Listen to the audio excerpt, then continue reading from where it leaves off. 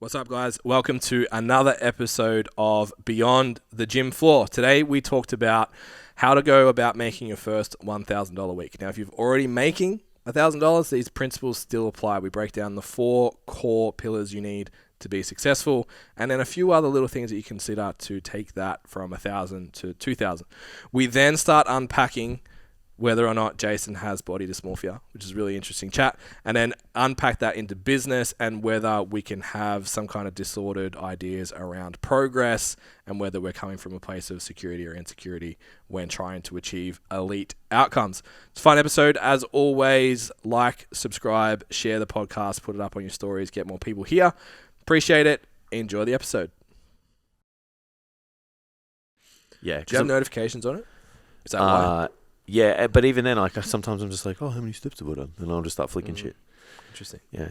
I think because I have the I don't want to say the shit one, but like the less good one.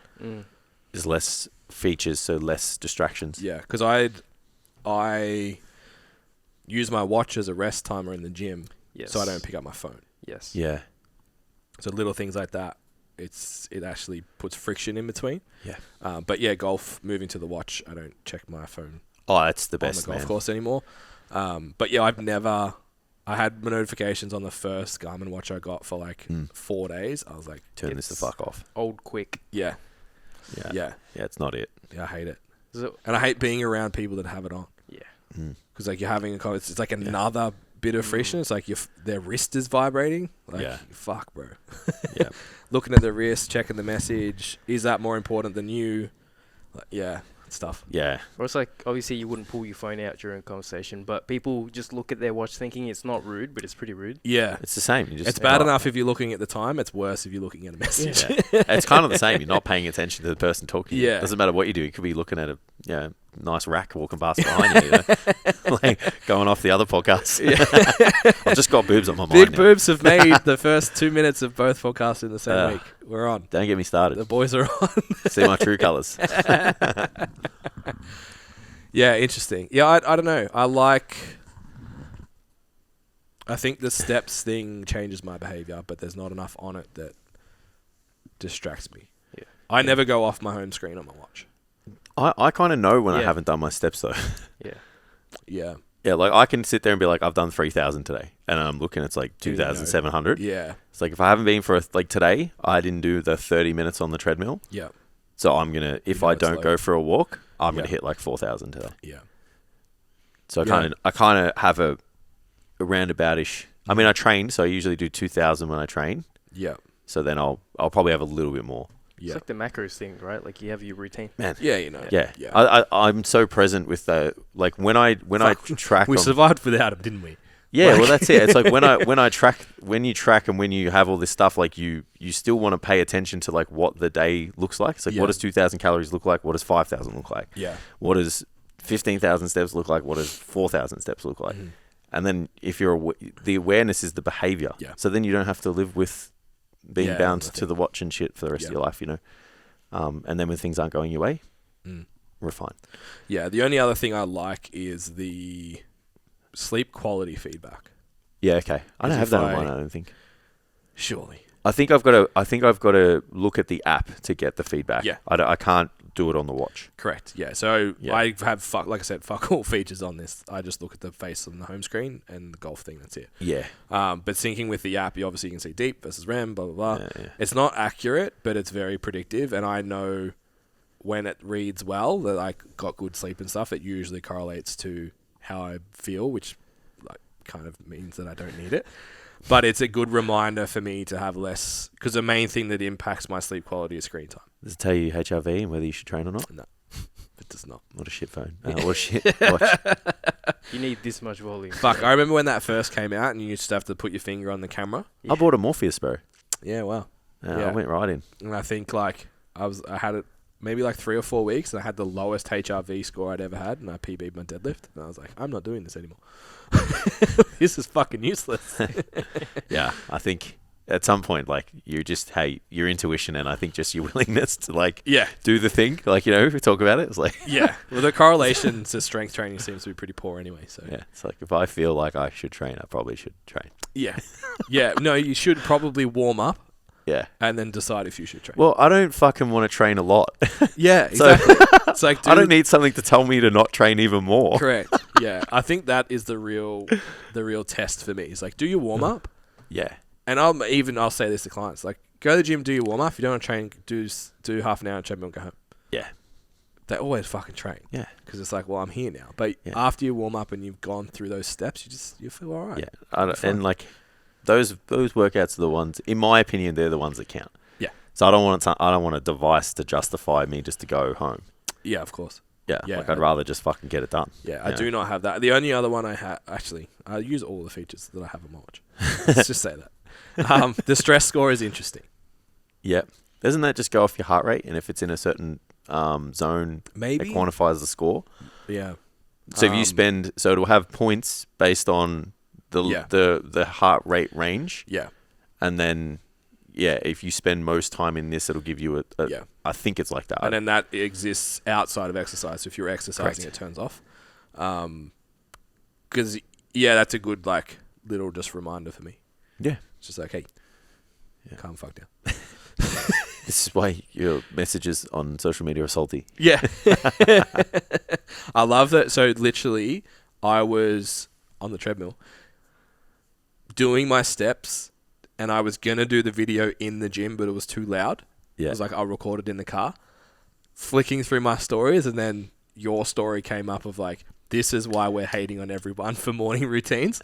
And I was like, oh, now it looks like we've had a conversation about it. No, we just think the But same. we just share the same mind. Yeah, and because we both posted about it in like 24 hours, like, oh, fuck, sounds like we're really coming for people. Yeah. Well, I kind of... Which we were. Maybe I am. Yeah. If the shoe fits. Yeah. Look, all I'm doing is bringing awareness to the fact that you can spend a lot of time not getting things done by listing meaningless shit in your day and telling your subconscious that you're busy. So, did you watch my story on it? It's okay if you didn't. No, I didn't. You know why I didn't? It's because you tagged me in the thing, but Not then the story. I didn't get taken to the video, and then the day got away from me. So, I've got another quote for you. You ready? All right, let's do We're it. opening it up. We live in an economy of what you say is more important than what you do. Oh, bro, I fucking posted about that like last week. Yeah. It's just like appreciating people that not only say but show you what they do. Yeah. So the people that be about it are more important than the people that talk about it. So the example I used was you can put I'm going to ruffle some feathers here. Fuck it. Let's do it. You can put a flag over your profile picture, and you can put a black screen on your profile, and you can share our You OK Day once a year, and you can do all of that and never actually have any fucking investment in any of those movements whatsoever. Yeah. Financially, time, even have a conversation with anyone about it. Yeah. And you get the social credit for supporting it. It's weird. So you don't actually have to do anything. You just have to say. You don't even have to believe in it. Correct. You just have to put it out You just there. have to do it. Yeah, Yeah. you just have to show that you subscribe to that. So my theory is, because of that nature that social network potentially has created, it's the same. I don't actually have to do anything. I just have to show that it looks like I am. Yeah. Because I do my to-do list posts in the past. I've kind of stopped doing them now because I called too many people out about it. I know I do those posts more often when I'm less busy. I didn't when I had the most productive day of my life. I know. I'm not saying everyone's like that, but I personally, was like, oh, I feel called out. no, that's a behavior It's like, trap was I actually busy? Hence questioning my productivity. That's a behavior trap I've fallen into in Yeah. the past, where it's like, I've done this, I've done this, I've done this, I've done this, and then like yesterday, I turned the computer off at 6 p.m. and I was like, fuck, I need to share all the things we've done today. And I was like, I'll just do the important ones unlearn because I can't be fucked. Yeah. I just want to go sit down. I'm going to tell people what I It's do too many. today, which is talk for 4 hours and then just write 4 programs. Yeah. I think it's... What do you mean? I was up I've done 2 YouTube videos this morning. I burnt the boats already, man. Drove an hour here. I've been up fucking burning boats. I haven't taken a shit yet, though. I need to put that on there. Yeah. I'll do that afterwards. Yeah. No, I think it's kind of important to give people a bit of an insight into like just how the day goes. Yeah, it is. From that perspective. And I actually find it challenging because the days that I have the awareness to be like, oh, I need to like put up my behind the scenes thing. Yeah, you got nothing It on. was the days that I wasn't doing anything, Yeah, 'cause so I you have were- to stretch it. Yeah. Whereas, like yesterday, it was like I started at 6 and finished at 6. The only time I wasn't at my desk was at the gym. Yeah. It's like there's a lot in I'm happy to tell people I do Monday to Wednesday. after that clocked out.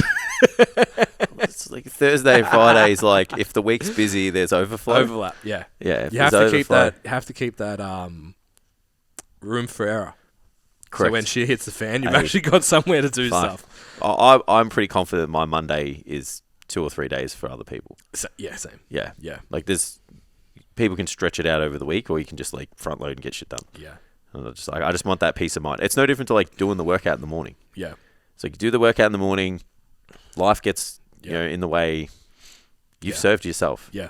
So I use that same analogy for the week. Yeah. Yeah, I'm liking this. It's only been 3 days. I always say that in this podcast. I'm doing this new thing. It's been 3 days. And he's dropped the other new thing. No, I'm kidding. I was saying to you yesterday, I started doing the phone in the bathroom thing. Oh yeah, So I have to wake get up up to turn the yeah, alarm off. It was funny this morning. I did such a big day yesterday, and because I've done it 3 days in a row, I was like, I had like 15 minutes before I left here, and I was like, I don't actually have anything to do right now. So I'll get up 15 minutes later tomorrow. Yeah, maybe I'll write a to-do list. No, yeah, it was weird. It was like, though, just having an extra, that's an extra really probably 90 minutes, maybe 4 hours. Sorry, 90 minutes a day, 3 hours, maybe 4 hours total. Just like made such a dent in my week of undistracted time. No notifications going off, no you guys, no clients, no just my wife's still in bed. It's like, just me. Let's go. My dog's still in bed. Yeah. She gets up last now. Yeah. She's knocked off. Claire's the same. She's knocked off. Claire won't get up if I didn't get up. Yeah. She'd still be in bed now if we were in there. Amy sent me a photo this morning of the doona folded over in me with just her head out. Yeah. And I was like, that's the best. She's like, she's been here for 30 minutes. She did it when she got up, went, showered, makeup, and it came out. The dog's still out. It's fucking cold, man. She'll chill. That's probably the coldest environment that dog's been in. Yeah. Yeah. Yeah. She spent a little bit in Shep, which would have been cold in winter. But it's going to be colder now because she's, getting on. She's less jacked. Yeah, that's it. Yeah. She had a mailbox Less for her head muscle. back then. Yeah. Interesting. It was a fun little chat anyway. I think what's led to a little bit of an increase in productivity for me is just like I just extended my own like kind of working hours in my head. Because I don't know, for some reason I just got it into my mind. I was just like, after this time, like I'm not working. Yeah. And then I was like, fucking, my wife comes home and then just like, oh, I've got to work tonight, just puts the laptop on. And I was like, this is how we operate. Yeah. And then we kind of will come together at certain times to hang out. And then even on the weekend, I'm like, oh, you working and whatever. So I'm like, this is it. Yeah. There's no rules. Mm-hmm. Like I don't have to have a work day. Yeah. Like is in a set 9 to 4 or whatever, like everyone kind of wants to push for. I was like, fuck it. I'm just going to work until dinner time. I'm done. Yeah. Yeah, work until the work's done so that I don't have to have the pressure or the voice in the back of my head like, oh, you've got to do all that stuff tomorrow. Yeah. I think that's changed my mindset or mentality around productivity, and even just like eased my apprehensions of my to-do list exponentially. Yeah. Yeah. I think the quality of work that I get done in the morning will allow me to actually finish earlier. Yeah. So I don't know if I'll work this afternoon after this. Yeah. Because I did 2.5 hours solid this morning. Yeah. We do this, like go home, there'll be a few little bits and pieces, I'm sure. But it's more going to be vendor stuff, like my video editor and like our VA starts today and all those. Like probably going to have to liaise with them a little bit, but there's nothing pressing that I need to get done. Yeah, I agree. Which is good. Yeah, I'm the same. It's a nice feeling. So yeah, It's extend work at times where you are the most productive. Yeah. Yeah. Asked Tam how I was on the call with shout out to Matter Marketing, who's now behind the scenes mentoring us with our paid advertising. Shouts out to Brooklyn. We had our first call with her like yesterday, and she asked me a question. I was just like not even paying attention. So it was straight after the 3-hour physique workshop. Yeah. And Tam's like, Ben? I'm like, I was fucking not even here. What did you just say to me? So thankfully it was like Tam was doing the thing. I was just observing. Yeah. But fuck. I was a shell. Just had to be there, Ben. Yeah. Yeah, I did not want to speak to anyone yesterday after that workshop. Well, I didn't present at least, but you got a lot of work done. Yeah. You were productive. Use the time well. I was. Yeah. That's it. Sometimes I feel bad. So I'm like, fuck, I should be in here. And then I like tune in for a bit. I'm like, nah, I've done this bit. And then I go back. Nah, if you're presenting, I'm like, fuck yeah, I got 3 hours to do shit that I probably wouldn't allocate this time for. Yeah. And I'm so excited. But I have to be here right now. I'm handcuffed here. So it's like, yeah, and when you finish, it's like everyone had a good time. They learned some shit. You did well. I just say it looks good. And then it's like, yeah, bro, you did a great job. I just try and jump in every like half an hour and make a joke and then leave. Yeah. It's like, make everyone laugh again. And you just get to do productive shit. Yeah. It's really good. Yeah, it's good. What's up, guys? You're listening to the STC Fit Learning Podcast, brought to you by ourselves. Feel free to go check out our website, so stcfitlearning.com. On there, we have a bunch of free resources, including how to niche your business, how to actually sell during consults, and a free programming template, plus our business scorecard, which you can go and take and see how you stack up in the industry based on what we think is elite and how to become the best trainer in your gym, in your town, and in the industry. Thanks for listening. Don't forget to like, share, and subscribe. If you take a screenshot and tag us, we really, really appreciate it. It really helps get this message out to help improve our industry and keep people in their personal training careers. Enjoy the app. Question time. Let's do it. Do you remember your first $1,000 week? Not avidly, but I remember like looking at the bank account. I don't remember the week that I did to get it. But you remember it. But I remember the money coming in. Yeah, that's sick. Yeah. Because I used to, you get your weekly deposit. Yeah. So I remember like looking at it and being like, fuck yeah. Yeah. Yeah. Because I worked, I made probably $1,000 doing my hospitality job maybe like once. Yep. But bro, what I had to do to make that, like just from tips, just mentally. Yeah. Oh, the tips. I made $500 in a night, but that's like kind of cash, doesn't count. Yeah. But it just didn't hit the same. Like when you running your own business, it's like kind of just like for the first time you had that like gonna make it vibes. Yeah. Yeah. So yeah. I remember the money coming in, and I was like, fuck yeah, this is mad. I'm rich. Yeah, it's sick. Yeah. Now if I made $1,000, I'd be like, fuck. Like, I'm going to start an OnlyFans account. Just because of my lifestyle. Yeah, it's funny, like, we're putting together the content for this month is all going to be more aimed at, like, making your first $1,000. Yeah. So whether you're a brand new trainer or you're studying and you're kind of like, how do I drive? Like, how do I figure it out? Or you've been around for a little while and you just have never really been able to crack it. Yeah. I sat down with a guy, like, I think he'd been, like, 8 months in. Yeah. And was still not quite there. I was like, dude, fucking props to you for still being here. Must really give it a go. So yeah, I was like, I wonder how many people, because I've written 4 YouTube videos about it that are all coming soon. I'm like, I think the first $1,000 week is like, you're gonna stay. I reckon the odds are heavily stacked in your favor. Yeah, and it's funny, like we actually have to deliberately market your first $1,000 week because people don't believe if you say $100,000. And 6-figure coach speaks to someone who's already doing it. But if you've never reached 1,000, hearing 6 figures or $2,000 a week, it's like, it's too far. I will never do that. So that's been interesting to kind of conceptualize. But I think if you can make 1,000, you can make 2,000. Yeah. I think the second 1,000 is easier. Yeah. I'm not being rude. I've got questions. I don't think it's hard to make $2,000 a week. I don't either. Because I remember us having the first 1,000 is hard. The second 1,000 is easy. Correct. Yeah. I remember us being at the Phil Learning workshop. How old were we then? We would have been 3-4 years in. Yeah, 23. I remember we were just like all sitting around, just like talking about how easy it was to make $1,500 a week. Yeah, and that was like 10 years ago. Yeah. So if you like stack, I guess inflation and shit like that. Yeah. Like we weren't charging the same money now. Yeah. Yeah. Well, that was the weekend that we started charging more. Yeah. Because Phil fucking pointed at me and made me feel really uncomfortable. Very intimidating man when he gets fired up. And I was like, big dude. Okay, I'll charge more money. I promise. Is it wild for you to think that we do that to people now? Yes. Because that's what Reese says we did to him to put on contractors. Yeah. And I said it as an offhanded comment.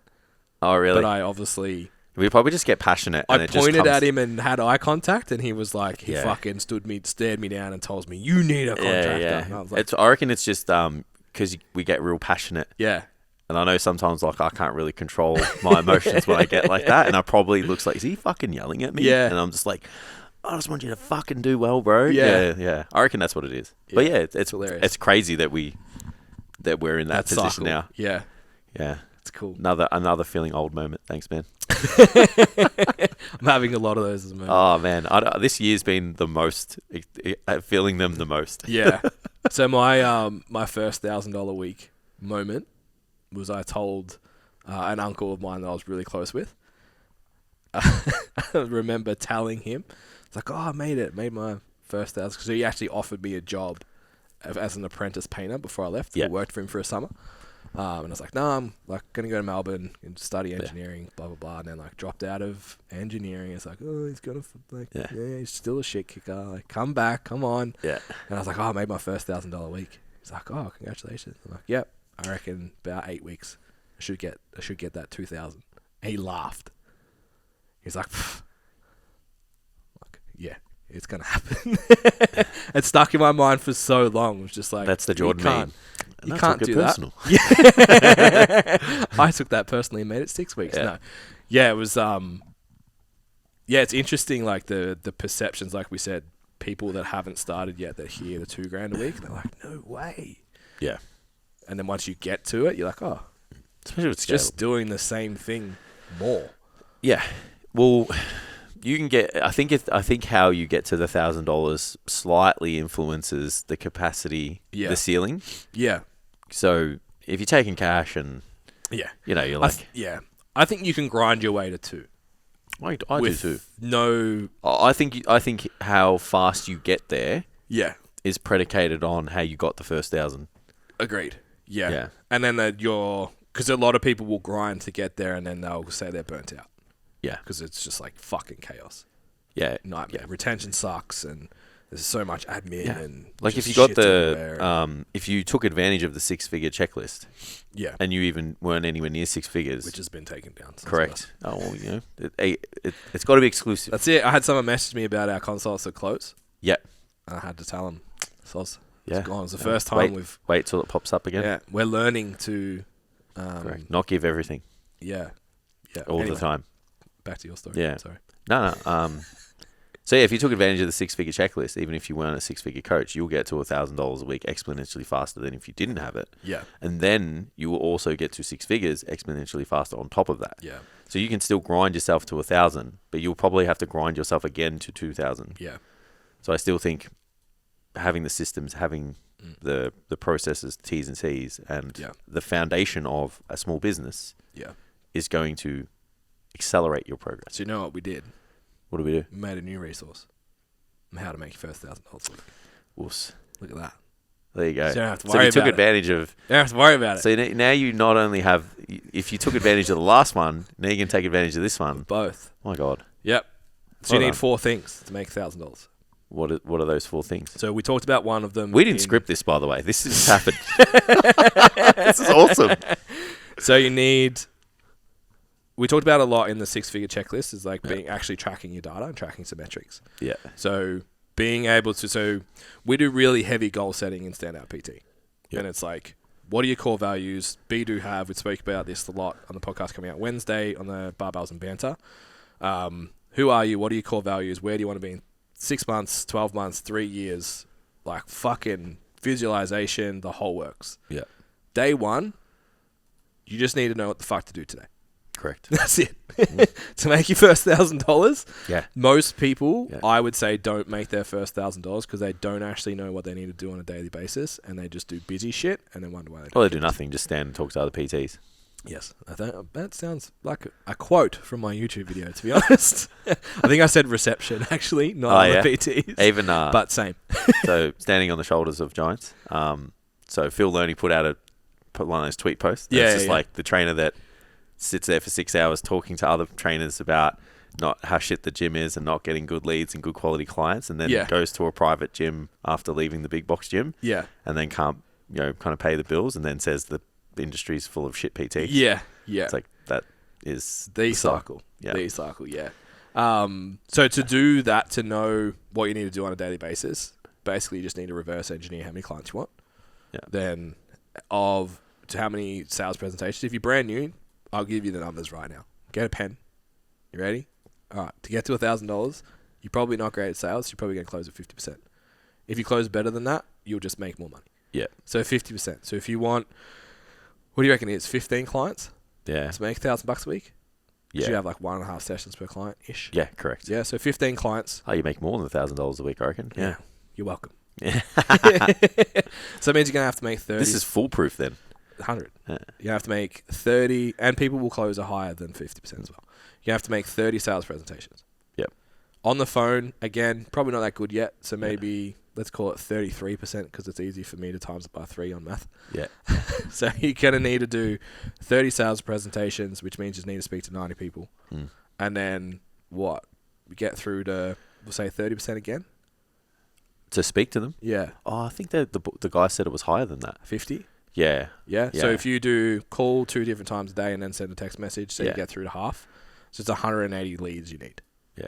Over a period of time. You don't have to do this in a week. And then that's it. You can determine what that time frame is. Yeah. For you and I, we were off gym for 6 and 8 weeks. Yeah. If you want to use your 12 weeks, if you're already started and you're just kind of spinning your wheels, Yeah. just take all of the fucking noise out. Forget about Instagram. We're going to talk about Instagram later, but forget about all the other shit, posters and standing at reception and all of that. How many was that? 180 calls? Yeah. Wow. It's like 15 a week. Yeah, bro. It's 2.1 a And day. all it is people stop doing it. That's it. The Yeah. only difference between making $1,000 and not making $1,000 is finding, I'm going to make a poster with a QR code and I'm going to post on Instagram. do this and I'm going to do that. I'm going to do this. Like, it doesn't fucking matter. Yeah. Know exactly what you need to do today to get the result. Yeah. And do it. And do it repeatedly and you will at least be able to pay your bills. Yeah. But most people can, like, I know Jay said that, like, he'd be living with me if he was making $1,000 a week. But most people who are starting out, or if they're making below that now, that'll be more than you need to survive. Oh, yeah. And then you've got a window of making that next 1,000, which is exactly the same. Yep. So that's number one. You need to know exactly what you're going to need to do on the day. Number two, from memory, yes, sales. You kind of need to be good at it. Nah, just be good at your job, bro. Yeah, well, said the most charismatic person in the room all the time. Yeah.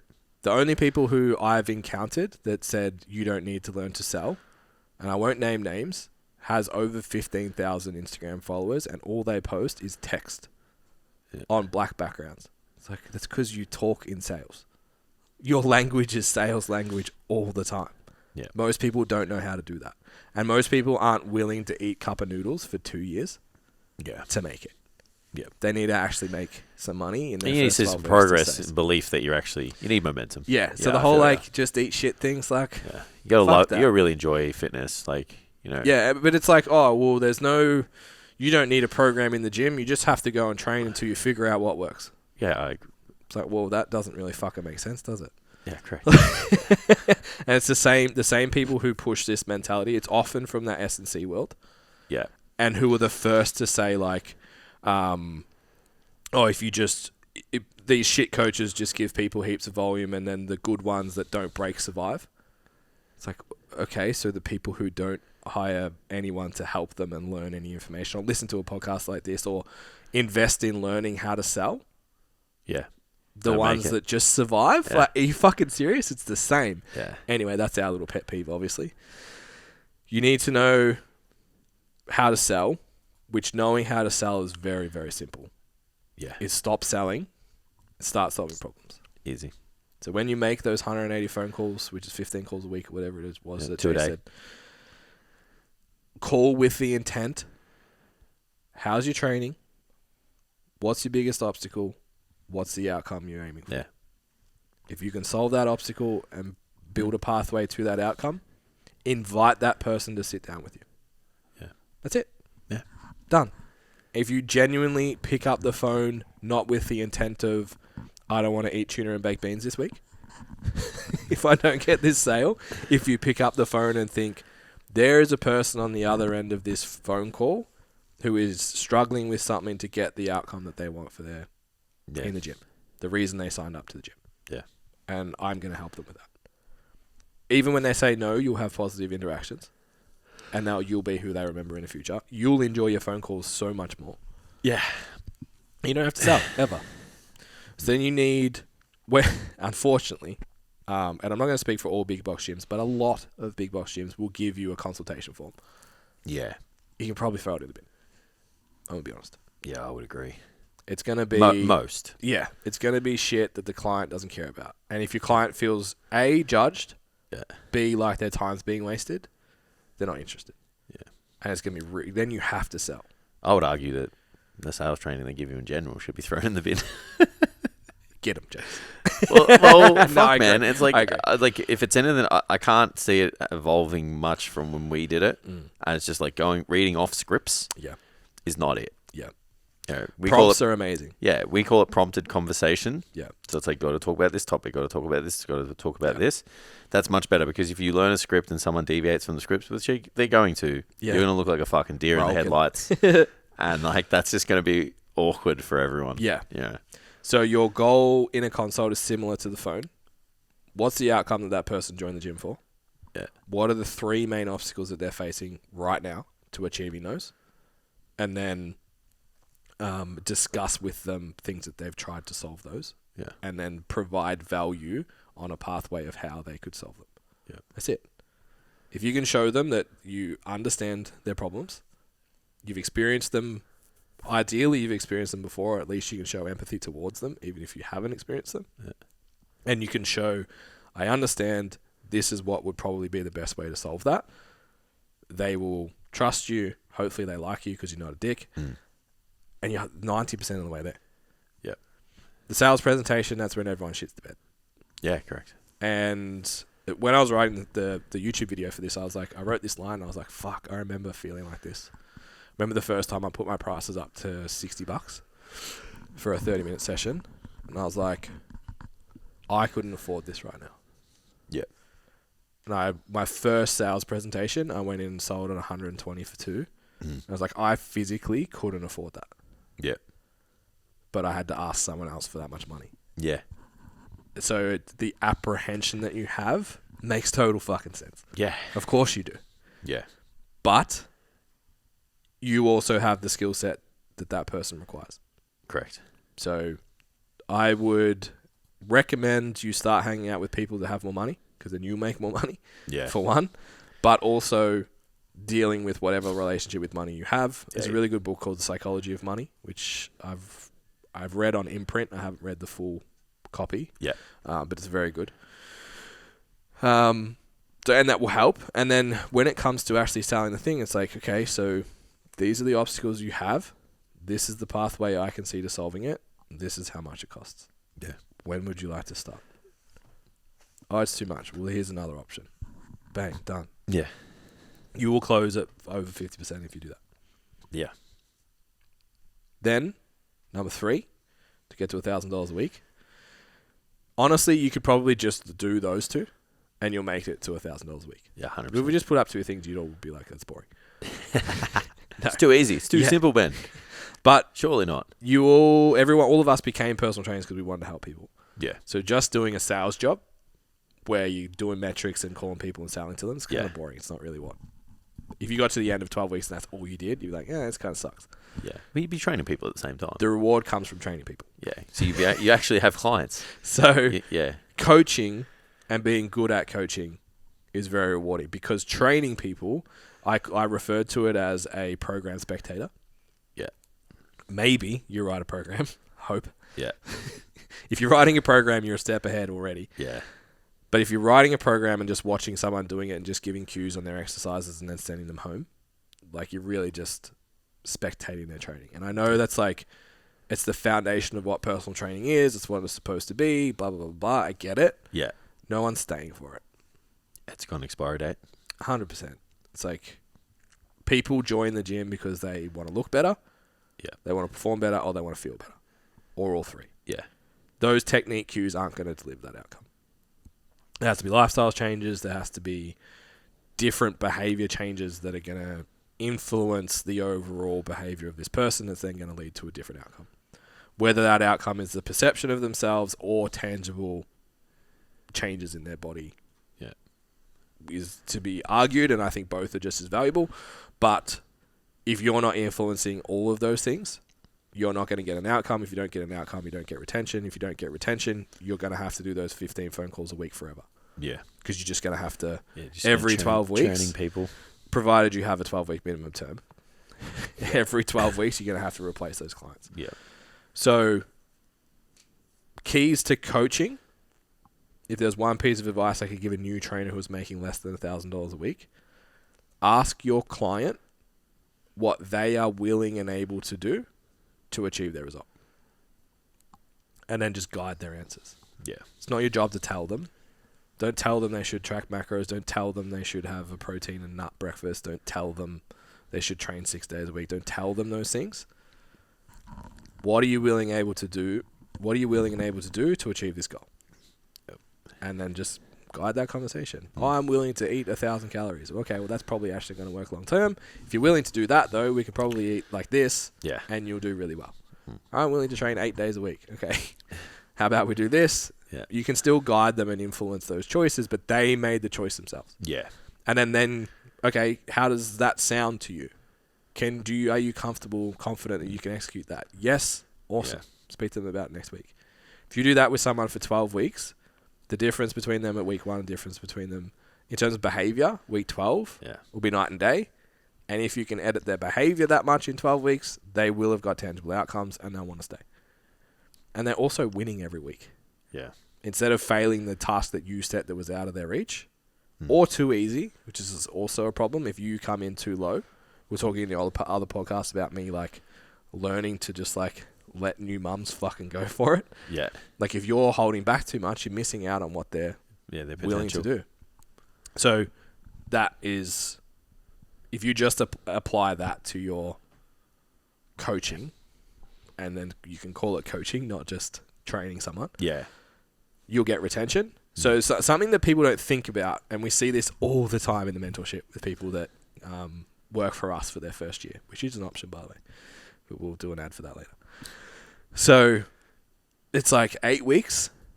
They get too comfortable with the system, so they stop executing and they fall away. And then at 6 months, they think like, I'm beyond phone calls now, I'm beyond lead gen, or I'm beyond whatever. And they forget that you have a retention rate.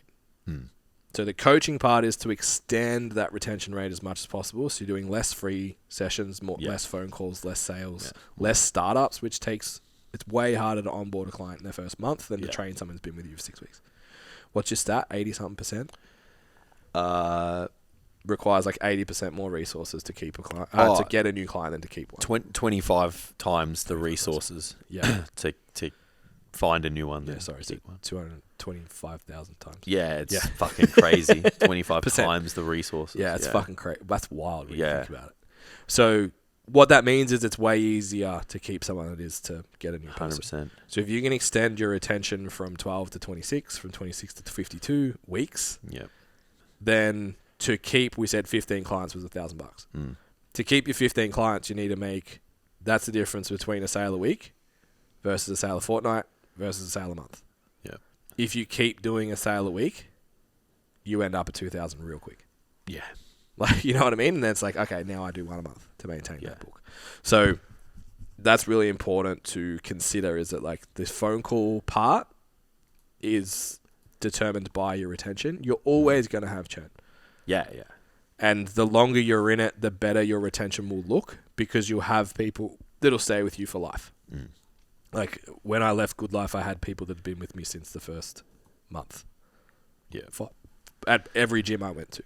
Yeah. So if there's 3 people that are like that, every 100 people you put on, you build a book of people that are going to stay 100%. Forever. Yeah. I'm sure you've got, being in the local area, probably 9 years and shit. Yeah. Yeah, that's right. So consider that as well. And then you mentioned like posting on Instagram and all that kind of stuff. So before we keep going, I just want to give you guys a little message about our Standout PT program. So Standout PT has been designed for personal trainers who want to sustain a long-term career in fitness, but right now they're sick of chasing clients, They're not making enough time for money, and they're super frustrated with the results that they're getting in their business, and they can't see themselves being here in 3 to 5 years' time. If you want to know more about the Standout PT program, head to stcfitlearning.com, head to programs, and all the details are there, and you can book in your free exploration call where we can have a look and see whether or not that would actually be a suitable program for where your business is at right now. And back to the episode. We used to talk about when we started out that like you got your PT shirt and people would just come to you. It's worse now. Because I got my PT cert and I put it in my bio and they're clients now. Yeah. And I can look down the lens and tell you it's not going to happen. I fucking concur. Unless you're an 11, maybe. Yeah. I've never experienced that life. I'm not that high on any of the scales that we talked about. So that's not going to happen. So what do we have to do? So instead of selling your personal training online, start building a profile. And the profile is, who do you work with? What problems do you solve? So we did a really cool test last week on Q&A where we told all the trainers to open up their home screens. Yep. And I'm gonna do it. Have a look at, I think you can get 15 posts on one screen. So it'd be like 5 down, 3 across. Get it. Yeah. And then have a look of those 15 posts, how many directly communicate, without opening them, directly communicate who you work with or what problem you solve. Going 15 this time. Yeah, boy. He didn't want to do 15 because he felt conceited. Yeah. I was just super critical, you know? So most people starting out will have more pictures of themselves than anything else. Yeah. I actually made that assessment. When we did it, I was like, fuck, there's only a couple with clients as the background. So I've actually deliberately started putting more text posts so I can put my clients as a background. Oh, yeah, that's cool. So I can communicate like, hey, look at all of these women that I train, not just me. I like how you can pin the so I got the client ones at the top. At the top, yeah. Yeah, so it kind of sets the tone as you go down. I tried to make a cool reel for that. I don't like it. Yeah. I don't reckon anyone looks at the highlights and shit. I think pinned posts they do. Pin posts, yeah, but I don't know if like, you know those little circles? Yeah, I don't go on anyone else's, and when I do, it's always like 2 years old when it was cool.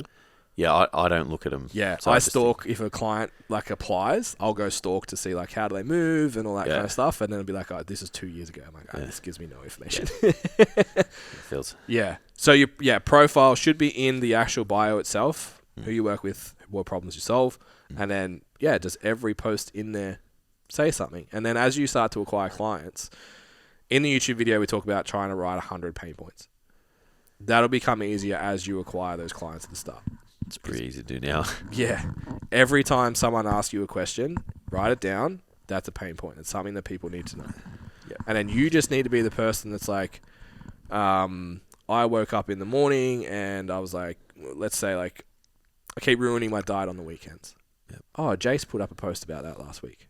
And I go to Jason's page and I watch that video and then I see another video of like, oh, Jace put up a post about like... how to make cream of rice. How to make cream of rice. That looks fucking... no shit, in the YouTube video, I did an easy way to get protein in. That's the fucking example I used. So how to make high protein cream of rice. That looks really good. Maybe I'll use that. And then over time, it's usually about 11 exposures.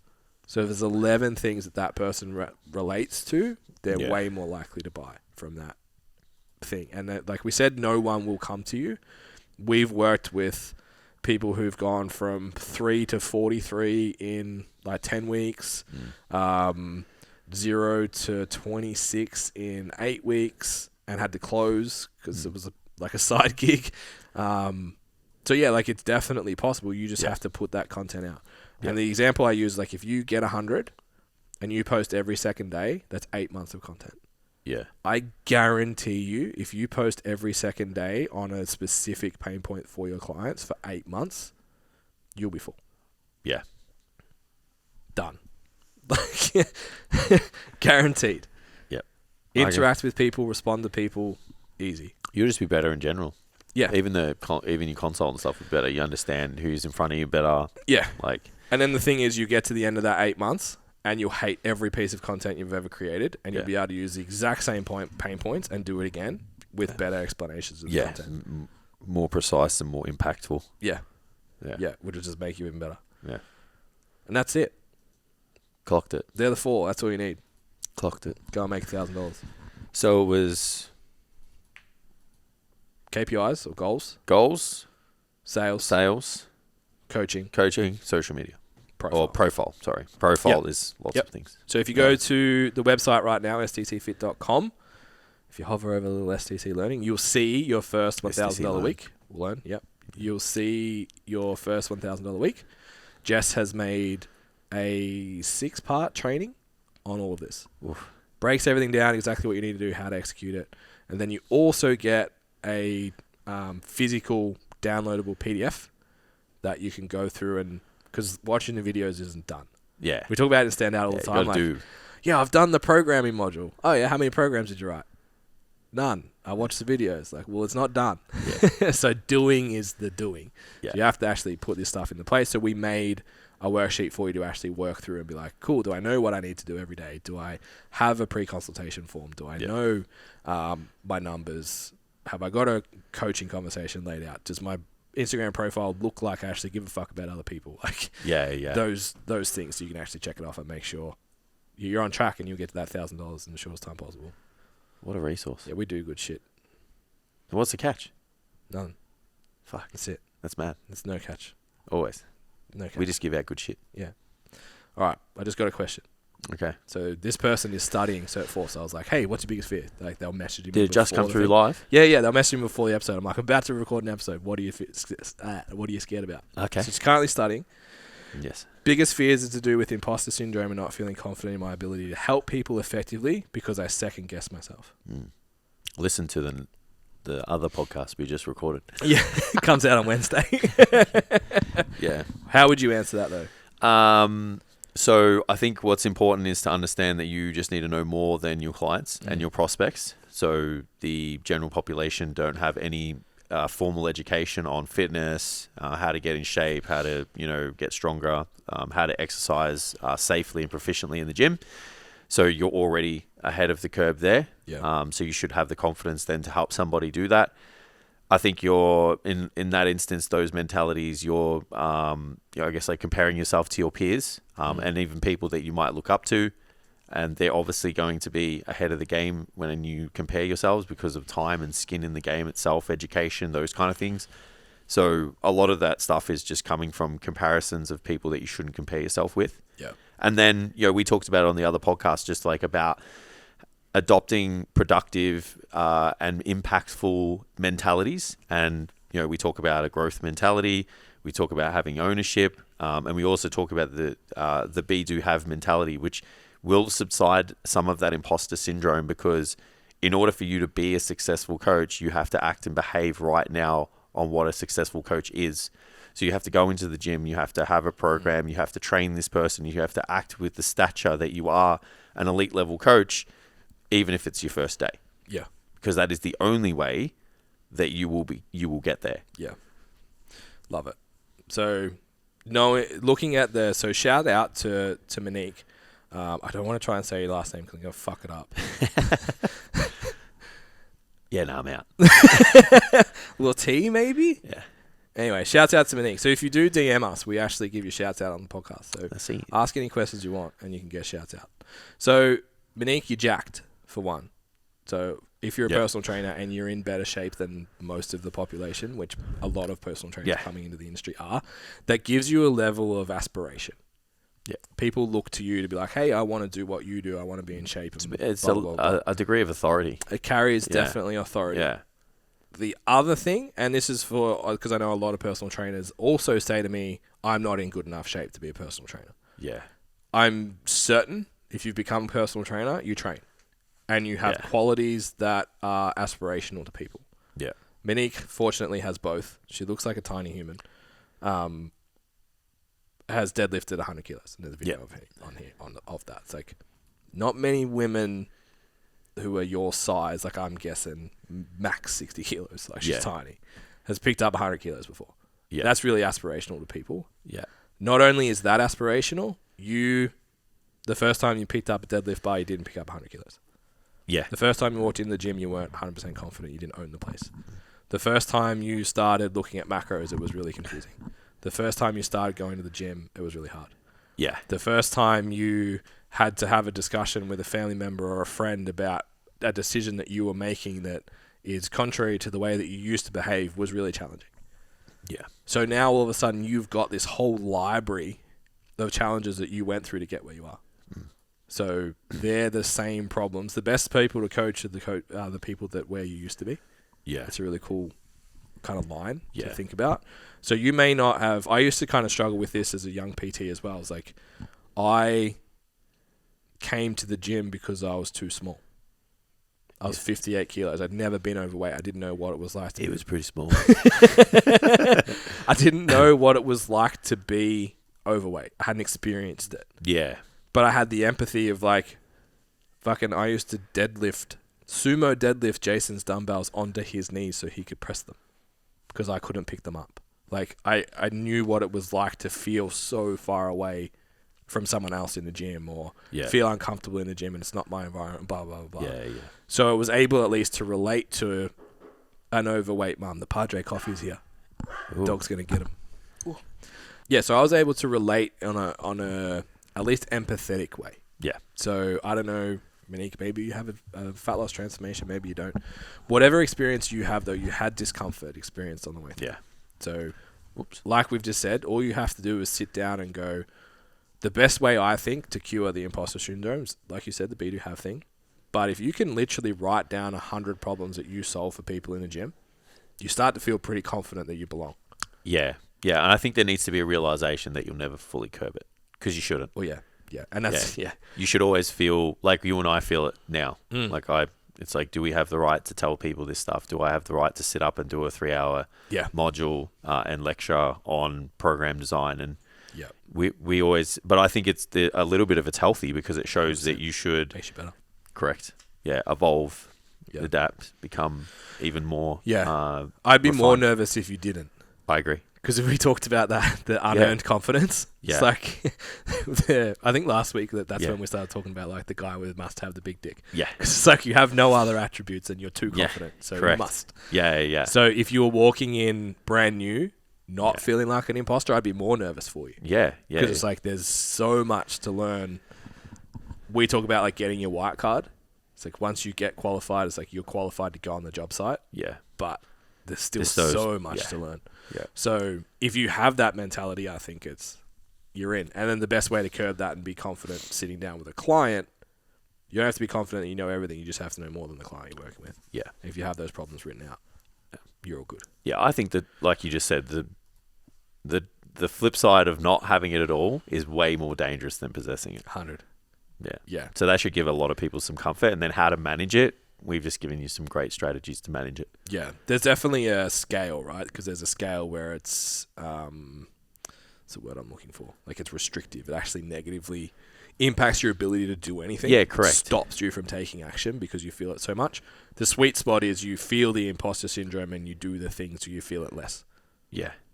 Yeah, it's acknowledging, it's that awareness of like, why do I feel it and how do I make it, kind of subside? Yeah.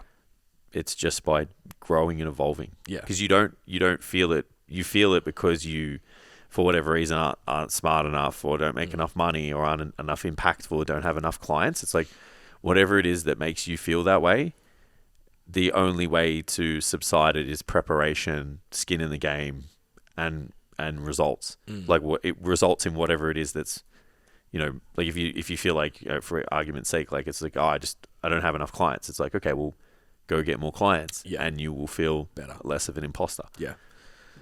And then the process of winning, stack your proof, we talk about all the time. Going through the process of doing that will actually give you more confidence. Yeah. As well as actually having the tangible outcome. But it's like, I had a hard thing and the gap was big, but I know that I can do the steps to get it. Yeah, that gets me through all the time. Yeah. This is like, if I question myself, I'm like, then I go back to that stack of proof. It's like, you always come out on top. Yeah. Like eventually. Yeah. Like even when we presented at Good Life the other week, I was like, I haven't done this in a while.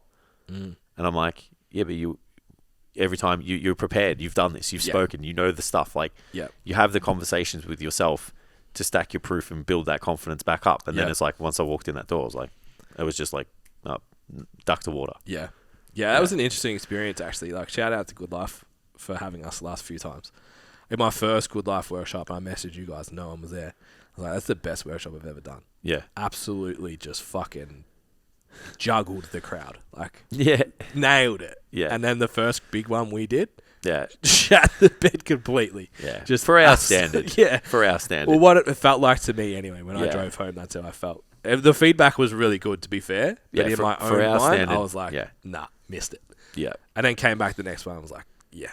Yeah, I walked out of the Because last it's like one. Pumped. before, when we did the best one, then did the shit one. It's like I've done bad ones before and come back from them. Correct. Even in standouts, like I've messaged you and been like, nah, it sucked. This doesn't hit. Yeah. Yeah, need to do Yeah. this part again. Yeah, same. So yeah, I think the more times you show up and the more times you fuck it up. Yeah, you the have better. that again, proof that it's like you'll Yeah. respond. Yeah. What's up, guys? Another quick break. I just wanted to jump in and remind you guys about the STC Fit Learning Mentorship. Now, our mentorship's been running since about 2016, where we've developed trainers through their first year of business in personal training and allowed them to leapfrog the first 5 years of mistakes that we made.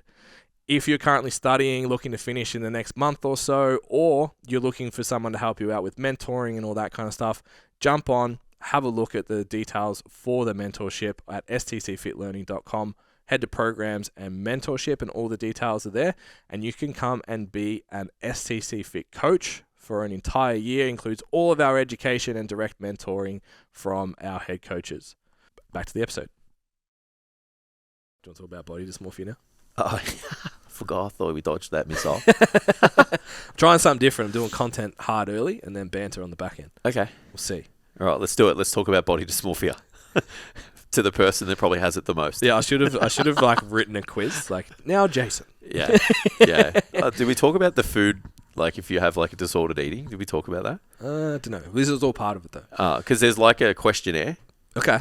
of like if you have an eating disorder, Yeah. and it's like I answer yes on all of them. Yeah. It's like, yeah, do you always think about food? Do you eat Yeah. like, even when you're not hungry? Like, Yeah. if you go somewhere and there's food, does it make you feel better? Like, Yeah. Yes. Yes. Said every person ever. Oh, maybe Anyway. we're both fucked up. I'll talk to it. Like, I don't want to hijack it. That's fine. Send it. So as always, I've just hacked. Actually, this guy's Australian. Fuck, I just closed it. His name is Chris Griffiths. He's Yep. in Sydney. We're going to get him on the podcast. Cool. He's an Aussie boy. Made it on Modern Wisdom. Yeah. So I'm still going to steal all his shit. What is he? What's his background? Like, what is he? He's by the sounds of it, some kind of behavioural psychologist Oh, right. Yeah, who cool. specialises in Body dysmorphia. and gym bros. It's Yeah. sick. He's sick. So it's like, Nice. obviously, Chris has an English accent. He's got an Aussie accent. I just love hearing The difference. an Aussie accent sometimes when you're like, oh, that's different. Yeah. And just like, he'd start every sentence with, I got you. Yeah. So like, Chris is asking questions like, I got you. Like, I've got this unlocked. Let's fucking go. It was good. It was a good episode. So I'm keen to get Chris on the podcast. I want to listen to this episode. If now. anyone knows who he is, anyone knows him, hook us up. Because Yeah. I'm going to follow him in DM today. Anyway. So yeah, they were discussing how do you tell the difference between just being a gym rat, which is fine, and having muscle dysmorphia, body dysmorphia, some kind of syndrome. Yeah, cool. So I was listening to it with a keen eye. I just like, it's weird. I do, because I think I'm slightly, either I'm just shit at self-reflection, or it's because I'm on the way here and I'm going to have the conversation with you. I put you under the microscope when I listen to it. Because it's like the body composition, the body dysmorphia today, last week was computer games. And I was like, Oh, yeah, he's really coming after me. Ties into Jason. He just finds subconscious ways to belittle me. So yeah, I was like listening to it today. I was like, okay, so all the people I know, the person, probably not all the people I know, but my inner circle, Yeah. you are have the highest chance of experiencing body dysmorphia. Let's put it that way. Yeah. But I actually don't think you do. Just spoiler alert. Okay. So basically, similar to alcohol, if you like to have a drink and enjoy your weekends, doesn't make you an alcoholic. Correct. Until it starts negatively impacting your life. Yeah, and there's a dependency on. Correct. So if you go to work Monday and Tuesday and you're a piece of shit because you drank on the weekend, it's negatively impacting you or your relationships, your girlfriend hates you, whatever. It's like, yeah, bro, you got a bit of a problem. Gym's the same. So I liked the way he sort of phrased it was, you can have a whole fridge full of Tupperware, everything weighed out, and even take your meals out with you. It's fine. Awesome. But if it's negatively impacting your relationships, it's a problem. Yeah. So outside of, I think, bodybuilding prep, Yeah, you shouldn't have to do that. I think from my experience, you don't have that. Yeah, I've never... Yeah, I agree. Yeah. So another good test is, how do you feel if someone was to say you can't train for 2 weeks? Or depends why. Or is it just not, like you said to me right now, I can't train for 2 weeks and I just have to say yes? It's an injury. Oh, yeah, I'd be a bit upset about it, but I'd survive. Yeah. So if that sends you into a meltdown, Oh, no, you have a definitely. problem. No. Well, I've had time off the gym. Yeah. I had 3 months off the gym because I fucking royally injured myself. So. Yeah, so they're the two things that Okay. are like if it's negatively impacting relationships, ability to do your work. Another sort of angle that he took on that was like, if it's the only thing. Yeah. So if your only means for... Because like seeking... In general, if we talked about like finding something that you can progress in, finding something you can win at, finding something that's challenging, that gives you a feeling of control, gives you a feeling of status, gives you all of the feelings that we get from training. Yeah, it's pretty good. It's normally a positive thing. Yeah. Sounds awesome when you put it like that. Yeah. Yeah. If it's the only thing you have in your life that gives you those feelings, Yeah. you're in danger. Because that's when Yeah. you can't train for 2 weeks, I'm a useless piece of shit. Yeah. Because there's nothing else. Yeah.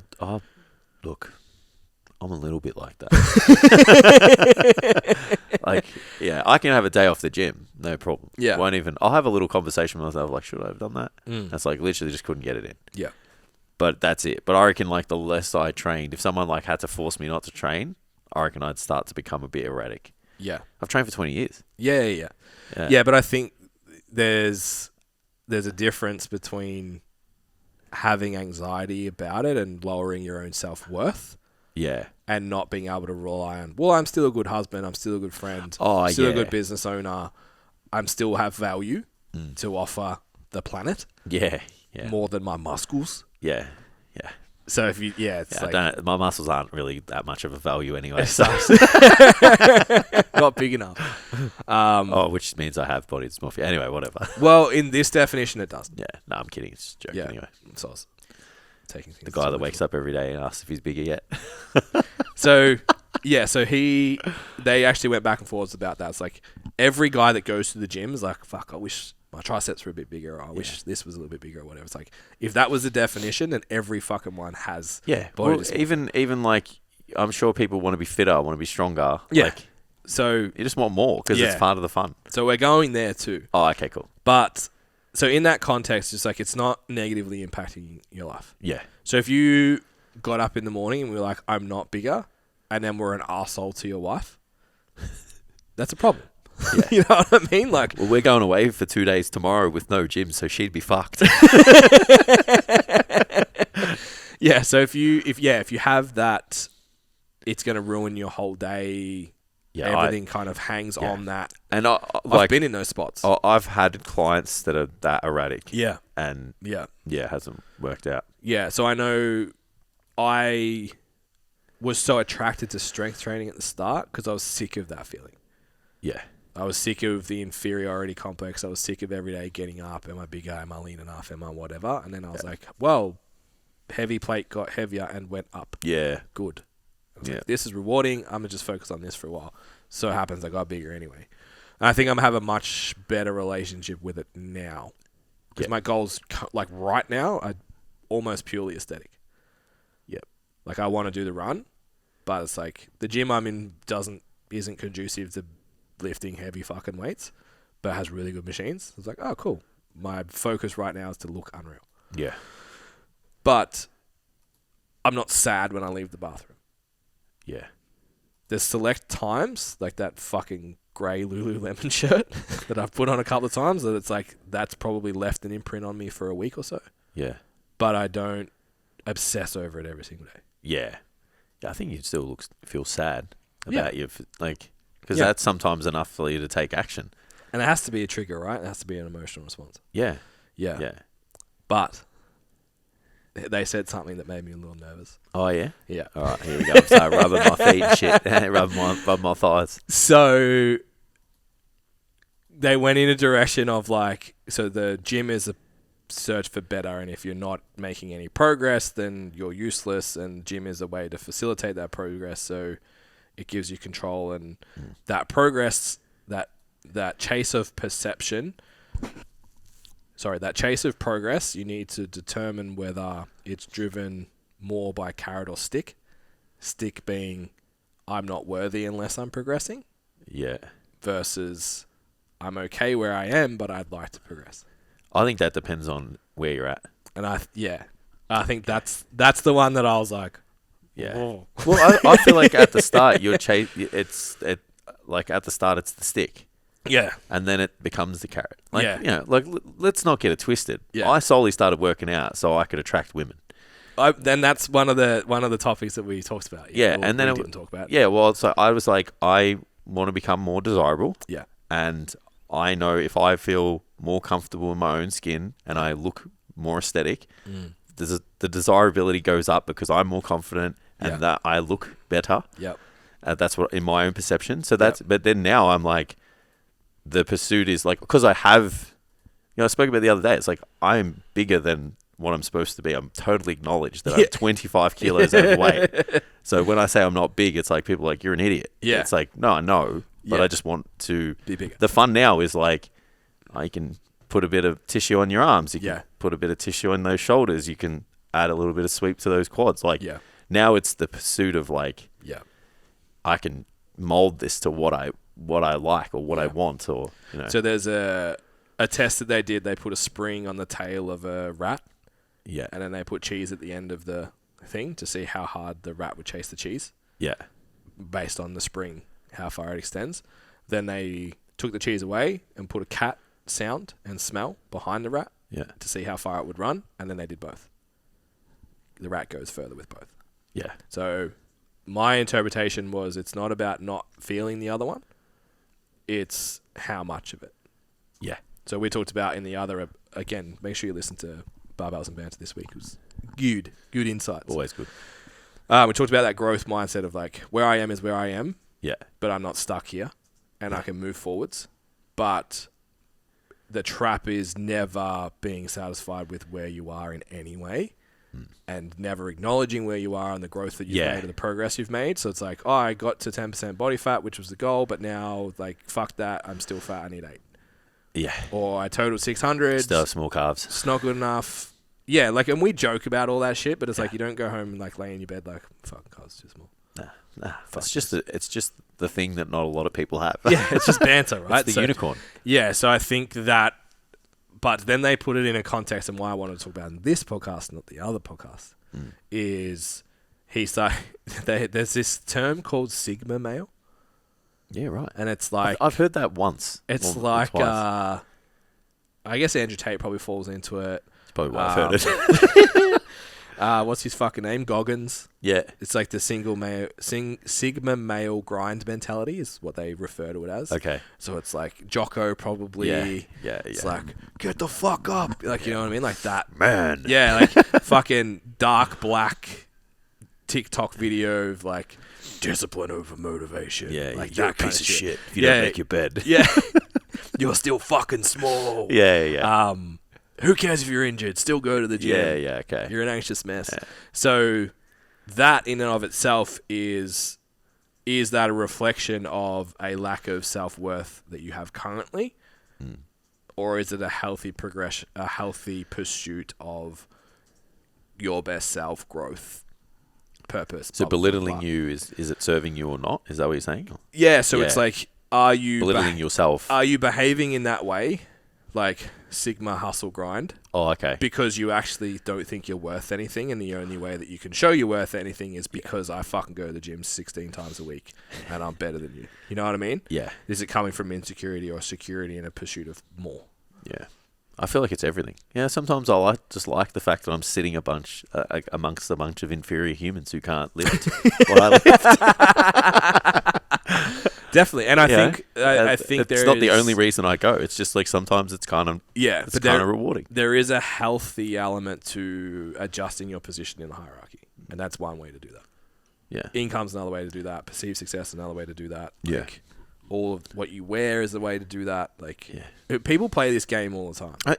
Don't you feel like you could talk about all those things and it just becomes a spectrum of neuroticism that maybe is somewhat and it literally is, because detrimental.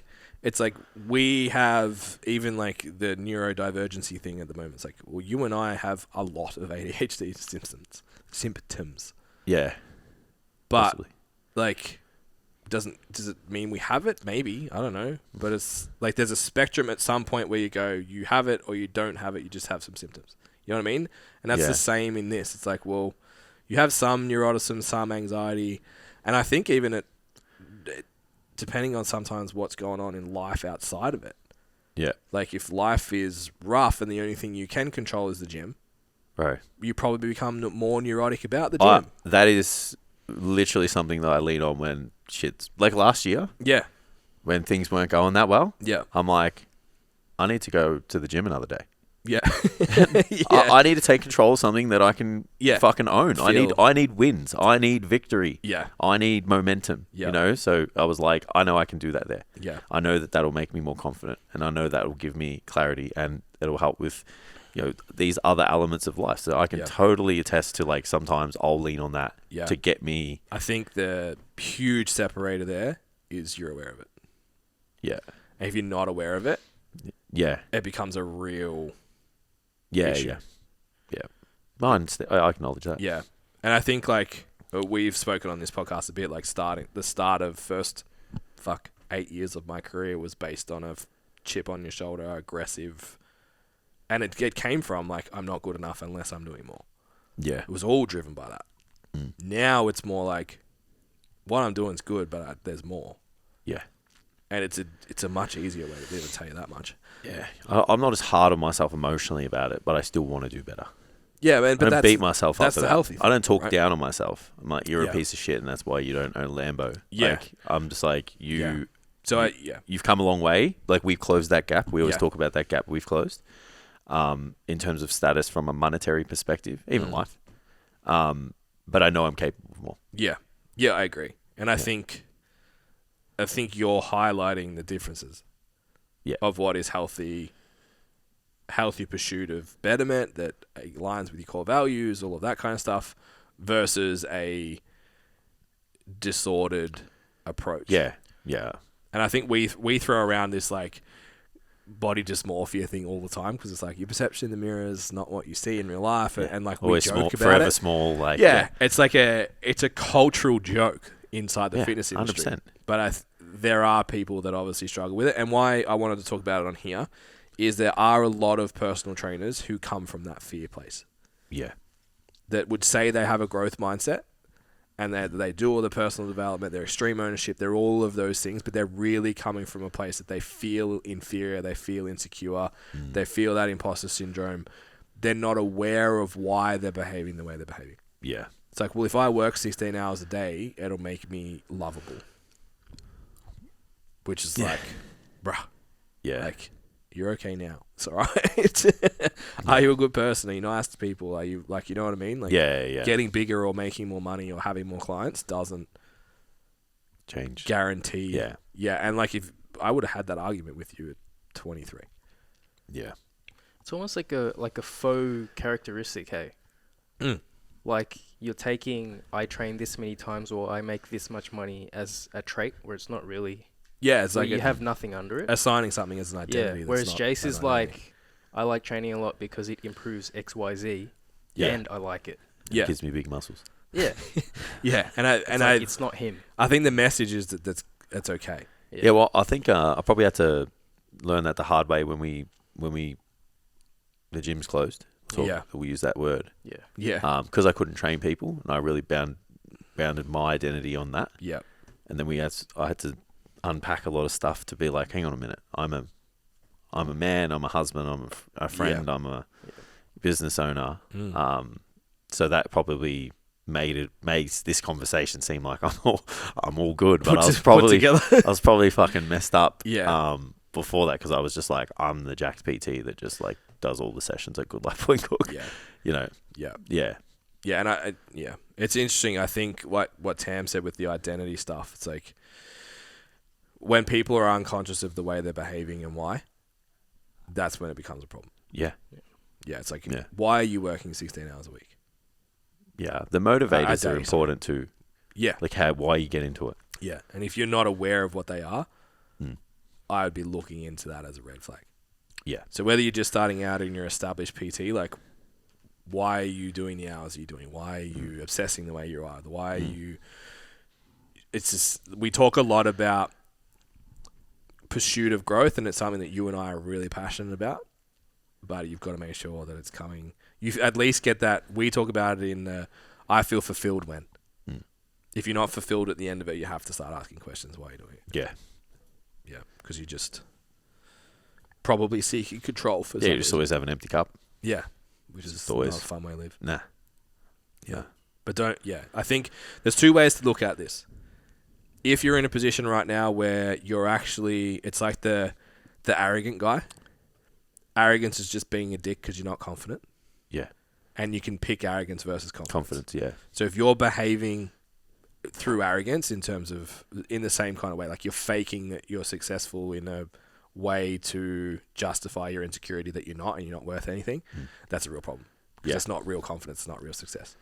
So there's that group, and then there's also the group of, like, we talked about it again in the other podcast, like people that will tell you you're obsessed, you've got body dysmorphia, stop saying you're not big, you don't understand, you work too much, which we heard particularly when we were in that. People probably still say that. Yeah, particularly though when we were working real hard, like late 2010s, people would put that message across to you. It's actually okay. Yeah. It's actually okay to be a gym rat. It's actually okay to be driven in your career. It's actually okay to want more for yourself, to better yourself, to chase it. You don't have a disorder. Nah. Like Benny Mayfield always fucking goes off about the disordered eating thing around macros. He's like, fuck off. Like, you can track your money and that's fine, but you can't track the calories that go in your face. Like, it makes no sense. So I think it's important to convey that as well. It's like, if you like going to the gym, it's fucking all right. Yeah. And you can prioritize it and you can like doing it. If you really like business and your career, getting involved and being passionate about your career and growing it and growing yourself and developing yourself and all of that, other people are going to see it as obsession and they're going to see it as whatever. They're going to see it as a negative. Yeah. And you have to be comfortable that it's bringing you fulfillment, it's bringing you reward, and fucking keep doing it. Yeah. I got lucky yesterday. I mean, I got told I was lucky. It's my favorite. Doing what? It's my favorite. What are you so lucky about? Just my life. Yeah, right. Yeah.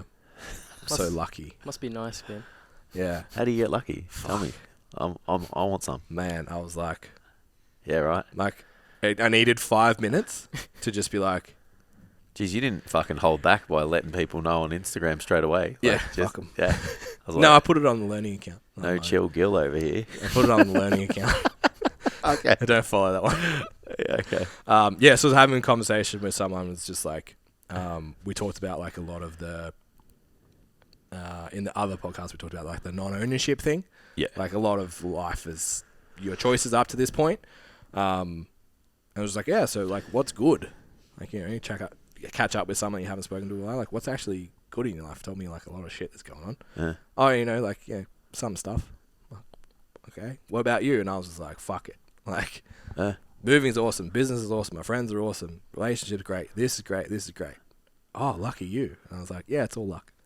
Just smirk face. Like, come on, bro. Like, that's lucky you is the, like, in that context is just the ultimate, like, that's a bit of a dig. I'm fucking jealous. Like, it's just, you know. Yeah, but it's a disconnect from it. Honestly, I think with most people that would see that and they would just honestly believe it's luck because they can't actually see. Yeah, I feel like that was said in jest. They can't see their own disconnect from their inputs versus the outcomes. Yeah, I feel you. So it's either that or they're like, oh, look at you. Like, yeah, but if you're a personal trainer who stands at the desk for 6 hours a day and doesn't have any clients, yeah, and you see Jason walk past all day with 40 clients, like, fuck, he's so lucky.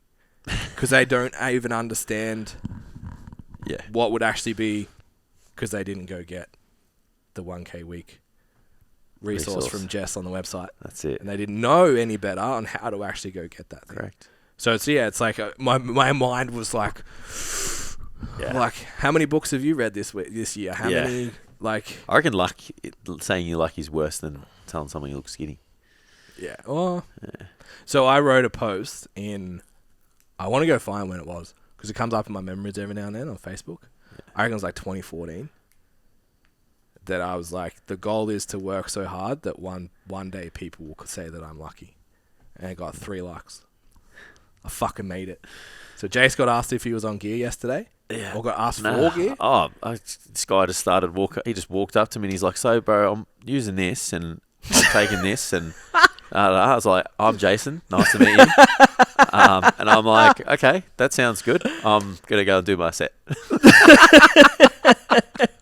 I was just like, fuck now. Like, if to have that level of confidence, he's just like, this guy's huge, so I'm going to fucking talk to him. Yeah, so you got that and I got lucky in the same day. Fuck, so what a day. We've made it, bro. Oh, mate. We're here. We've arrived. I was like, my head was so big. It's like, I've been working out for 20 years for this conversation, for this time to happen. Yeah, no, I was mad for 5 minutes and now I've taken it as a compliment.